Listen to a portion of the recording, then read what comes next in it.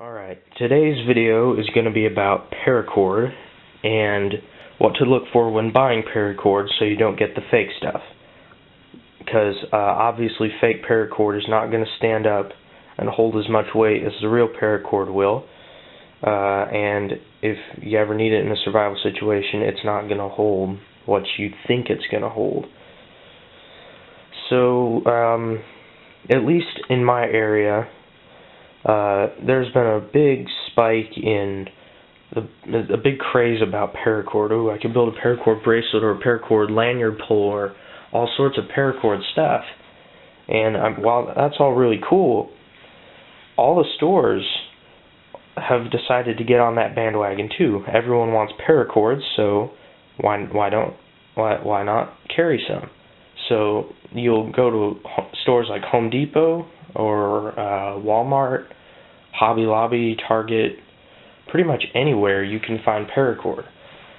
And unfortunately enough, not all paracord is created equal. So what some people might advertise as paracord, well, it's still paracord. You just want to get the 550 paracord. So what some people might advertise as 550 paracord will not necessarily be 550 paracord.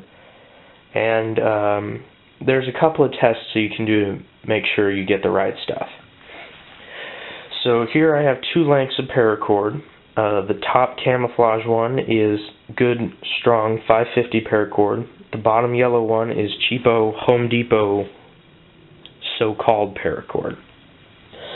So the first test to do is to look at the size, like the diameter of the paracord. The bottom one, the yellow one, is a lot bigger than the real stuff around. The fake is a lot bigger around than the real stuff. So that's one test you could do. Another test is a burn test, how well it seals up when you light it with a lighter. As you can see, the yellow one on the bottom has balled up into a big black mass of melted nylon paracord, and it's still really shiny. That is the bad stuff. The camouflage good paracord would not ball up near that much nylon, and it would not stay shiny for a longer amount of time. So obviously you could tell there's a difference in the burn, the size of the little ball on the end there. So that's another difference between the good paracord and the bad paracord. The absolute biggest difference to tell between paracord is the inner strands.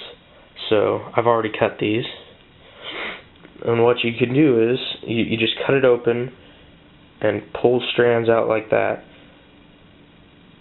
and look for a difference. Obviously you can see already there's a major difference.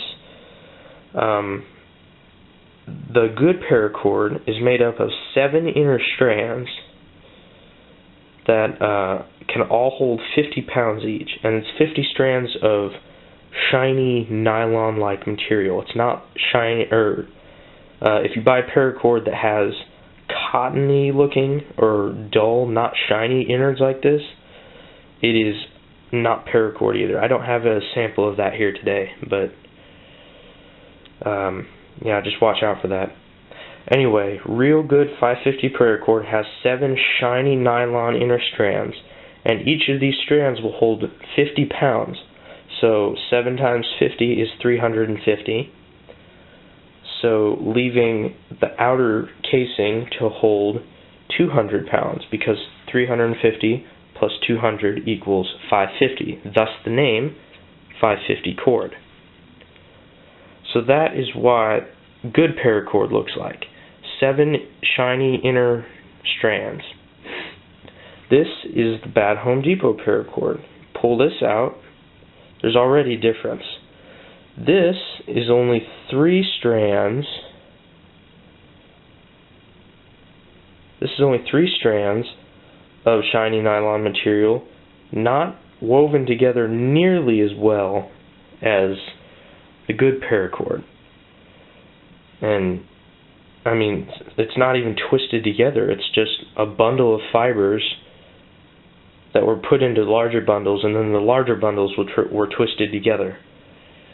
This will not hold 550 pounds. It just won't. This will, this won't.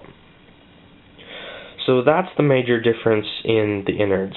7 strands of shiny nylon, 3 strands of shiny whatever, nylon I guess, but it's not woven nylon. The last test you can do is called the fray test. And what that is you forget about the innards. I would pull them out, but they're burned here at the end, so it would just create a pulling motion like that. But here's what you do for the fray test.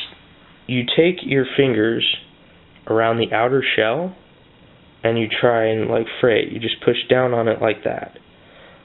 And if it has some sort of resistance to fraying, like this does, that did not fray all that easy after all that pushing.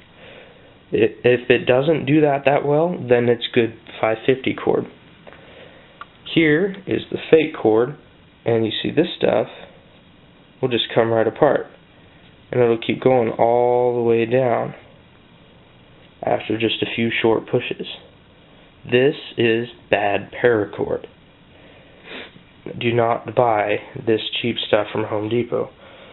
But I'm not trying to completely discredit Home Depot. They do carry this kind of cord, but I have, in more recent weeks and months, been seeing them carry actually good 550 cord by the spool. And I think you have to buy it by the foot, but I don't know. So I'm not trying to completely discredit these places. I'm just saying, be careful what you look for when you buy paracord. So those tests, once again, were the size of the paracord. Good paracord will be smaller than bad paracord, smaller in diameter. And then there was the burn test, which means the ball on the end, when you burn it with a lighter, the molten mass of nylon there is smaller as well on the real paracord than it would be on the big paracord, and not as shiny. And then there's the innards test, which is the inside strands.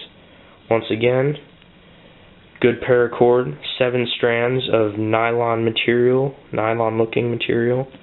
Bad paracord, 3 strands of unwoven junk. And then the final test was the fray test, and that was just to push down on it like this and see how well it frays. Bad paracord frays real easy, and it could just keep going on down. Good paracord, resistant to fraying because it's been woven so well. That didn't fray quite as much as the other one did. So yeah, those are 4 simple tests you can do when looking to buy paracord.